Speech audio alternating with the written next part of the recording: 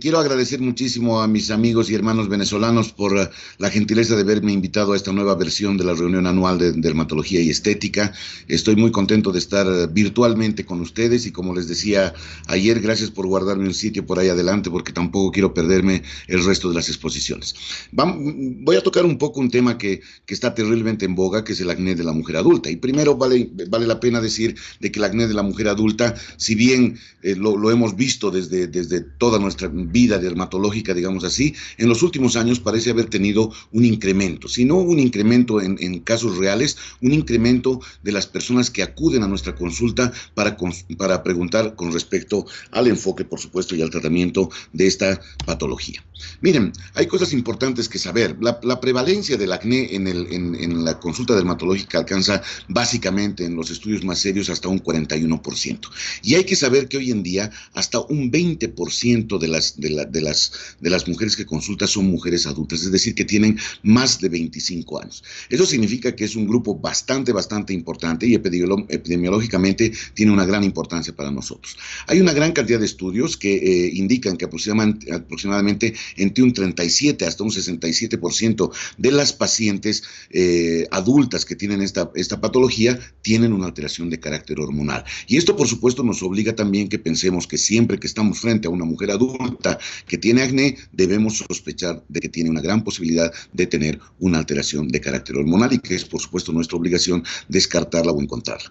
Un 82% de las pacientes que acuden siendo adultas les van a contar que fallaron al tratamiento con los antibióticos, es decir que recibieron uno o más ciclos de tratamientos antibióticos y que definitivamente tuvieron una falla en el tratamiento. Y hasta un 32% tuvieron recidivas después de uno o más cursos de isotretinoína. Eso es lo que hace importante la epidemiología de la acné de la mujer adulta, porque estamos hablando de que es un grupo terriblemente elevado de pacientes que tenemos en las consultas, estamos hablando de que un gran número de ellas tiene una alteración de carácter hormonal, estamos hablando de que muchas de ellas han recibido tratamientos no solamente de tipo antibiótico, sino también con isotretinoína y que han tenido un fracaso terapéutico. Por lo tanto, es un grupo especial que necesita un enfoque especial y por lo tanto también necesita un tratamiento diferente. Existen básicamente tres grupos de la mujer adulta, o sea, existen tres grupos que pueden englobar a las mujeres que tienen acné pasado los 25 años. El más frecuente y que corresponde prácticamente al 80% de todas las pacientes que acuden a la consulta es aquel que llamamos acné persistente. Se trata de un acné, ¿no es cierto?, que la paciente arrastra desde la adolescencia, es decir, nunca se curó, comenzó en la adolescencia en algún momento determinado, ha pasado los 25, 30 años o a veces incluso más y la paciente sigue teniendo lesiones. El acné tardío es aquella paciente que no tiene absolutamente ningún antecedente de haber tenido acné durante la adolescencia, pero que después de los 25 años hace un brote de estas lesiones. Y el acné de recaída, que son mujeres que después de haber tenido acné por la adolescencia y que han desaparecido por algunos años, regresan nuevamente en la edad adulta. Entonces, si bien el más frecuente es el acné persistente, existen esos otros dos grupos que de alguna forma corresponden también al acné de la mujer adulta. Ahí les muestro, por ejemplo, algunos pequeños ejemplos. El acné persistente, es decir, una paciente que ha tenido desde la adolescencia, ha ido pasando el tiempo y ha pasado los 25, 30 años, como esa paciente que tiene 34 años aproximadamente, y que sigue teniendo las lesiones. Tiene lesiones cicatriciales, como pueden ustedes ver, que son lesiones cicatriciales del acné que tiene desde muy joven, ¿no es cierto? Pero sigue teniendo lesiones totalmente activas, ¿no es cierto? Y, por supuesto, estos son lo que motivan la consulta.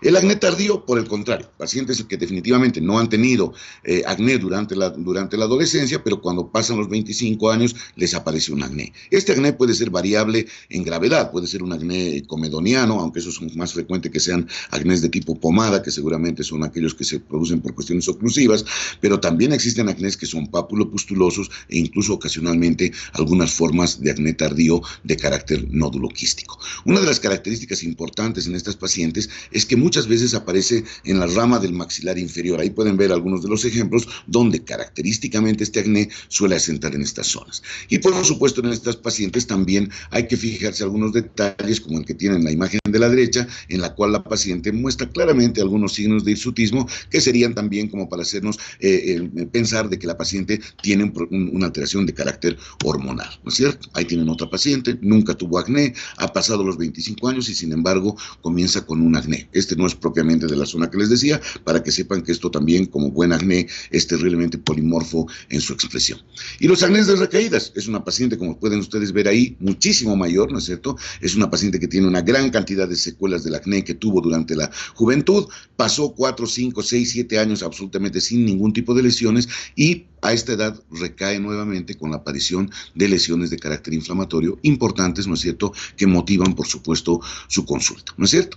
El acné de la mujer adulta es una situación que involucra varios factores y es muy importante tener en cuenta estos factores porque, por supuesto, de ellos nos vamos a servir un poco para poder hacer un buen enfrentamiento de la paciente. Hay que pensar siempre que el acné en la mujer adulta involucra fenómenos psicoemocionales muy importantes. La paciente generalmente llega a la consulta diciéndole, doctor, tengo 30, 35 años, o incluso más, ¿no es cierto? Y decirle, y aún sufro de acné. Y entonces estas pacientes, ¿no es cierto?, están afectadas, quieren una solución rápida a su problema, porque por supuesto están terriblemente afectadas y esto significa que existen fenómenos psicoemocionales que también tendrán que ser tratados o tomados muy en cuenta por el dermatólogo. Una gran cantidad de estas pacientes tienen alteraciones metabólicas y hormonales y por lo tanto nosotros tendremos que estar a la sospecha y tendremos que pedir los laboratorios pertinentes para poder determinar si existe o no una alteración hormonal que sea causa de este acné. Y existen otros factores extrínsecos, ¿no es cierto?, que también son importantes a tomar en cuenta. Esto hace que la mujer adulta tenga un enfoque de diagnóstico y un enfoque de tratamiento un tanto diferente al de las pacientes a los pacientes en general que vienen durante la adolescencia, ¿no es cierto?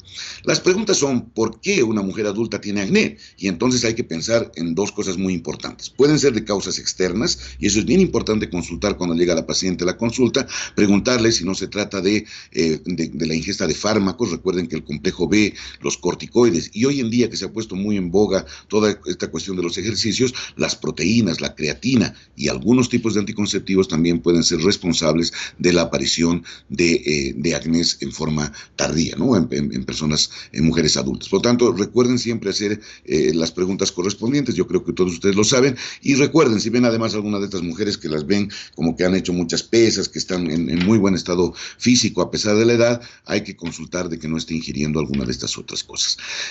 Otras causas externas, por supuesto, son sustancias oclusivas. Esto habla un poco más de lo que llamamos acné pomada. Es estas mujeres que utilizan cremas extremadamente grasosas para ver la piel más brillante o que utilizan demasiada cantidad de maquillaje, lo cual le da, por supuesto, un fenómeno oclusivo y va a causar más bien, por el otro lado, un acné que es más bien del tipo pomada, que ahorita les voy a mostrar algún ejemplo. Y las causas internas, que son fundamentalmente inducidas por factores hormonales, ¿no es cierto? Y en estas mujeres puede haber, acompañada de otros signos de hiperandrogenismo, como también pueden ser sin acompañamiento de ninguna de ellas. Ese es un acné esteroidal. Los acnés esteroidales, como todos nosotros sabemos, es un acné que aparece entre algunos días a unas semanas después de haber recibido tratamiento con un corticoide. Puede ser a veces incluso intraarticular, a veces no es necesario que sea un corticoide realmente sistémico. Hay algunos reportes incluso por utilización de corticoide intraarticular, y ustedes van a ver, como todos sabemos, que es un acné de carácter muy monomorfo, ¿no es cierto?, y que se extiende más allá de los lugares habituales. Veremos generalmente hasta los brazos, la espalda, y en el caso del dorso llegará básicamente hasta la parte lumbar, lo cual da la característica y hace muy rápido el diagnóstico, pues cualquiera de nosotros lo hace rápidamente cuando vemos este tipo de lesiones. Pero también existen otro tipo de acnés, unos acnés también un poco que se van más allá de las zonas que vemos. Por ejemplo, es una paciente que se estaba preparando para hacer unas demostraciones de fisiculturismo. Creo que le faltaba mucho para mi gusto, pero en todo caso, como ustedes pueden ver, tiene un acné inducido por creatina. Ella quería ganar musculatura. En el gimnasio donde iba le dijeron que podía tomar, y miren cómo las lesiones también son un tanto monomorfas, pero exceden las zonas que nosotros habitualmente vemos de pacientes con acné. Miren cómo llegan hasta el abdomen y miren cómo llega en la parte de los hombros y en parte de los brazos. Acné por creatina, algo que uno tiene que tener en mente. El acné cosmético es ese acné que están viendo ustedes ahí, una mujer que utilizaba vaselina 2, 3, 4 veces al día y por supuesto desencadena también un acné de carácter monomorfo, pero como pueden ustedes ver característicamente,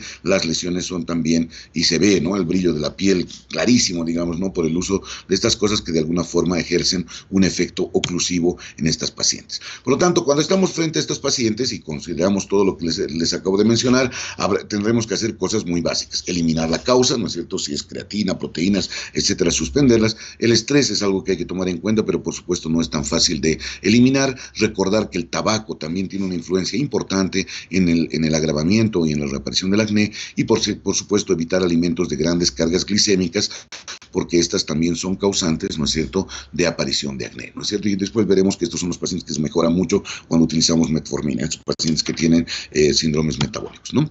Entonces, el acné inducido por causas internas es fundamentalmente aquel que se asocia a un hiperandrogenismo.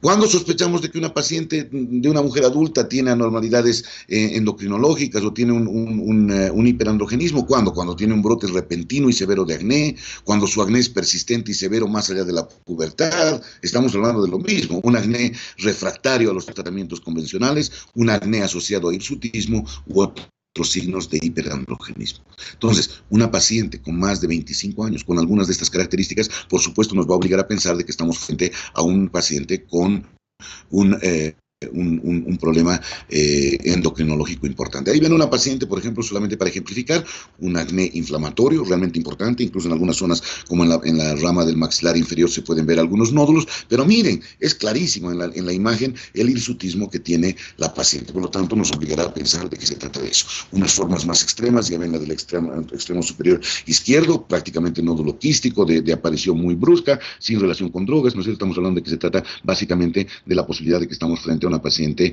con un acné con hiperandrogenismo. Ahí tienen varias de las imágenes, la paciente que les mostré al principio también, una paciente, otras pacientes con acné un poco más leves, pero miren el hirsutismo. Miren el hirsutismo, miren qué claro se ven las lesiones, ¿no es cierto? El aumento del vello, digamos, en esa zona, se ve realmente clarísimo. En la imagen de abajo también, o sea, el hirsutismo es algo que acompaña bien frecuentemente a estas pacientes que tienen acnés tardíos o acné de la mujer adulta pasado esta edad. Bueno, ¿qué hacemos frente a una paciente de estas? Tenemos una paciente en la que sospechamos de que existe una alteración de carácter hormonal y entonces le vamos a solicitar el laboratorio pertinente. Lo ideal es hacer estos exámenes entre el tercer al séptimo día del ciclo, eso es lo ideal porque esta es la fecha en que el laboratorio va a ser realmente fidedigno y nuestro laboratorio deberá implicar por lo menos pedir una testosterona libre, una dehidroepiandrosterona sulfato, una androstenediona, la relación LH-FSH, la 17 hidroxiprogesterona, prolactina, insulina, un lipidograma y una curva de tolerancia a la glucosa si es que acaso es necesario. Bueno, pero con los primeros en general ya tenemos bastante para hacer. La la globulina transportadora de hormonas sexuales, yo en general no la pido, pero es porque no tengo forma de hacerlo rutinariamente en el laboratorio. Pero por lo menos estas cosas deben hacerse entre el tercero al séptimo día del ciclo menstrual y alguna literatura respalda que también, si acaso no se hace así, se puede hacer al medio del ciclo, digamos, entre los días 12 a 15 aproximadamente. Pero mi recomendación es que sea entre el tercero al séptimo día del ciclo menstrual.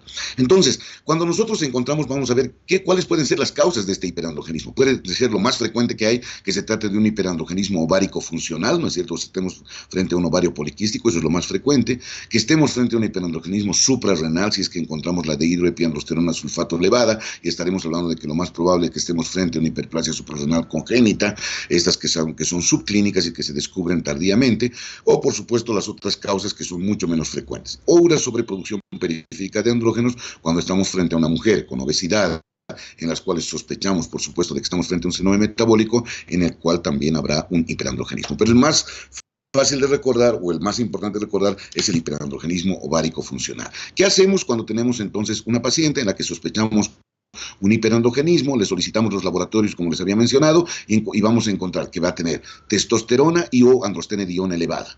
Una relación LH-FSH mayor a 2, estamos prácticamente con seguridad frente a una paciente que tiene un hiperandrogenismo de carácter ovárico y que tiene probablemente una enfermedad poliquística de ovario. Casi sin pedirle una ecografía, les puedo asegurar que la van a encontrar. Y entonces esta paciente se va a beneficiar, ¿no es cierto?, de un tratamiento que va a incluir un anticonceptivo oral, que es lo que habitualmente hacemos todos, pero para que nosotros lleguemos a efectividad realmente más alta, que casi llegue al 100%, y que no haya esa recaída típica que después de haber hecho 6 meses de tratamiento la paciente recae nuevamente, es importantísimo asociar al anticonceptivo oral un antiandrógeno.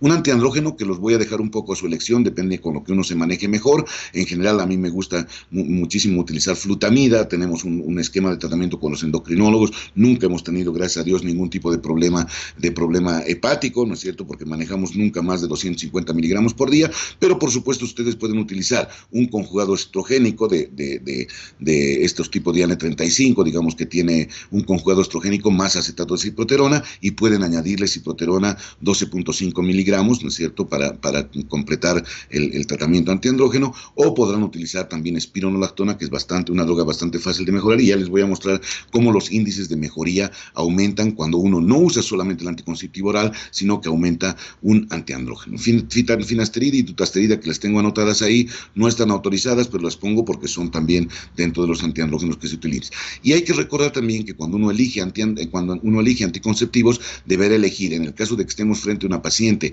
con obesidad donde hay resistencia a la insulina, en vez de un conjugado estrogénico con acetato de ciproterona tipo Diane-35, deberán elegir drosperinona, porque el otro anticonceptivo eleva la resistencia a la insulina. Entonces, miren cómo se mejora cuando nosotros hacemos este conjugado estrogénico más acetato de ciproterona de 2 miligramos. Podemos mejorar hasta un 60% más la efectividad si añadimos 12.5 miligramos de acetato de ciproterona los 10 primeros días del ciclo, y se eleva a 100% la efectividad de este anticonceptivo. Y también las recaídas disminuyen considerablemente.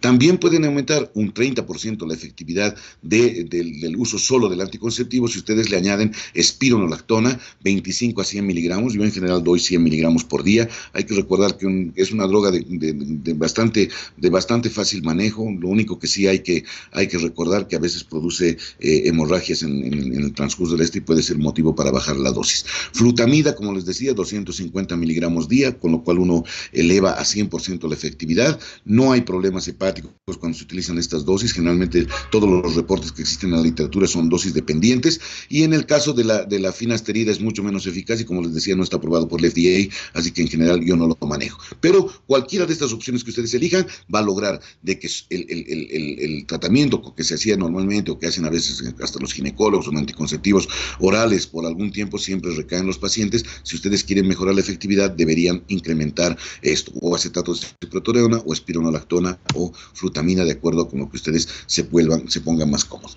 Si encuentran una paciente que tiene todos estos signos y existe una dehidroepiandrosterona sulfato elevada, quiere decir que estamos frente a una hiperplasia suprarrenal congénita. Y en esto existen dos tipos de pacientes: la paciente que tiene una pubertad más bien un tanto precoz, de baja estatura, con un hirsutismo franco, como la que están viendo en la imagen, ¿no es cierto? Y esa paciente nos suelta con una baja estatura, en la cual nosotros vamos a pensar definitivamente que estamos frente a una hiperplasia suprarrenal congénita, porque es más fácil de diagnosticar. Pero también existe esa mujer adulta que no tiene ninguna alteración, que aparece con un acné o tiene un acné persistente, etcétera, y que tiene una hiperplasia suprarrenal congénita subclínica, y que nosotros la diagnosticamos tardíamente. ¿Cómo la diagnosticamos? Encontrando dehidroepiandrosterona sulfato elevada. ¿Cuál es el tratamiento para esa paciente? Un tratamiento antibiótico más tópico y utilizar dexametasona nocturna. Una dosis de solamente 0.6 miligramos administrado a la hora del sueño es capaz de bloquear el eje hipotálamo suprarrenal, y por lo tanto ustedes van a tener un excelente resultado en una paciente portadora de hiperplasia suprarrenal congénita subclínica, solamente conociendo eso, dehidroepiandrosterona sulfato elevada, signo claro de que existe una hiperplasia suprarrenal congénita. También existe un grupo de pacientes, ¿no es cierto?, de mujeres que tienen acnés estos tardíos, ¿no es cierto?, como estos acnés de la mujer adulta, ¿no es cierto?, en que tienen este tipo de lesiones, y que definitivamente cuando le buscamos todos los exámenes hormonales no tienen absolutamente ninguna alteración. Son pacientes que han recibido varios ciclos de antibióticos sin respuesta. La paciente refiere empeorar con el ciclo menstrual, sin embargo los laboratorios son completamente normales. El enfoque que hoy en día se promueve para estos pacientes es utilizar anticonceptivos orales por un mes, y si mejora, continuar anticonceptivos orales por aproximadamente 6 meses. Si no existiera mejoría a partir del mes, ustedes pueden añadir espironolactona, que puede usarse 100 miligramos cada día los 10 primeros días del ciclo, o pueden darlo en forma continua, o en cualquiera de las dos formas está básicamente aceptado. Me gusta dar espironolactona 100 miligramos cada día los primeros 10 días del ciclo, o 50 si ustedes quieren, también puede darse, se puede manejar la dosis de acuerdo a lo que uno le convenga. Me gusta darlo así porque en realidad evita todos los efectos colaterales que en general puede tener la espironolactona con respecto a los sangrados intermitentes menstruales, ¿no es cierto? Por lo tanto, un poco para recordar las causas básicas de hiperandrogenismo, cuando estamos frente a un hiperandrogenismo ovárico funcional, un ovario poliquístico, daremos anticonceptivos orales más un antiandrógeno, el que ustedes elijan. Si estamos frente a un hiperandrogenismo suprarrenal, es decir, una hiperplasia suprarrenal congénita, daremos dexametasona nocturna a 0,6 miligramos a la hora del sueño para frenar el eje hipotálamo suprarrenal, más asociado a un tratamiento habitual de un antibiótico más el tópico que ustedes eligen. Y si estamos frente a una paciente con obesidad, con una sobreproducción periférica de andrógenos, estamos frente a una paciente en la que hay que tratar la obesidad y por lo tanto estos acné son los que se benefician con la utilización de metformina. La dosis recomendada son 850 miligramos 2 veces al día, con lo cual ustedes tendrán una buena respuesta de ese acné. Por lo tanto, cuando estamos frente a estos tipos de pacientes, tendremos que hacer una terapia tópica, una terapia sistémica, antibióticos, terapia hormonal, isotretinoína en aquellos pacientes en que no existe una alteración de carácter hormonal, porque recuerden que una de las más grandes fallas de la isotretinoína es cuando se le da tratamientos a pacientes que tienen una alteración hormonal. O sea, lo correcto es corregir la parte hormonal, porque de lo contrario la isotretinoína, si bien va a funcionar, la recidiva va a ser prácticamente una regla, ¿no es cierto? Un manejo integral de una paciente, de una mujer adulta, significa hacer un buen diagnóstico, significa hacer una buena evaluación hormonal y metabólica y, por supuesto, tener una conducta terapéutica rápida. Recuerden que estas pacientes, como les decía al comenzar un poco la conferencia, son pacientes que vienen muy angustiadas porque ya tienen una edad demasiado avanzada para tener acné y de que nosotros hagamos un tratamiento lo más efectivo posible, vamos a tener la mejor adherencia posible también de esa paciente hacia nuestro tratamiento. Una paciente bien diagnosticada siempre tiene resultados muy buenos cuando encontramos la falla hormonal o cuando encontramos la causa básica de la enfermedad. Muchísimas gracias por su atención.